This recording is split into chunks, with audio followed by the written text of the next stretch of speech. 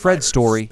Show me the fire. I'll deal with the heat. Fred has been a dependable fixture of the city's fire brigade for what seems like centuries. First to wade into the fiery maelstrom, last to surrender survivors' dwellings to the flames. Many years of service have built up a strong sense of gratitude on behalf of grateful survivors for his efforts. A fire chief has to be smart too. Fred hasn't survived this long without building up an uncanny understanding of unusual scenarios and a sixth sense for risk. This is surely why the last great engineers of the Solaris dynasty gifted Fred with the so-called anti-fire, an extremely advanced and powerful piece of firefighting equipment, the likes of which has never been seen since.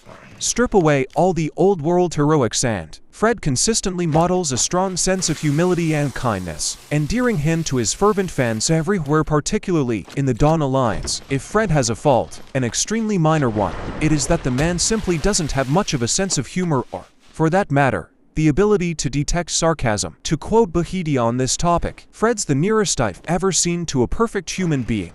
If only he could lighten up a little. Fred would not claim to be perfect. Many decades ago, when the world was a very different place, Fred was already well known in the Solaris capital as the city's youngest ever and most successful fire chief. It was in fact on the eve of a ceremony celebrating Fred's achievements with the anointing of a great bronze figurine in his honor at the fire bureau's gates when disaster struck.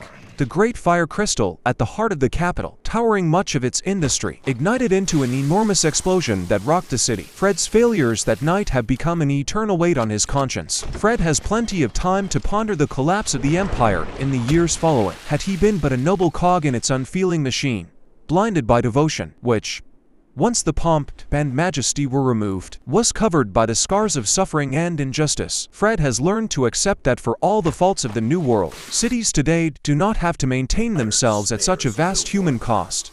It was the arrival of the Dawn Alliance that ultimately filled Fred's heart with the hope missing since the Great Collapse. Now he is devoted not only to the extinguishing of harmful fires, but to that much deadlier fire, the fire of war, which threatens all of humanity.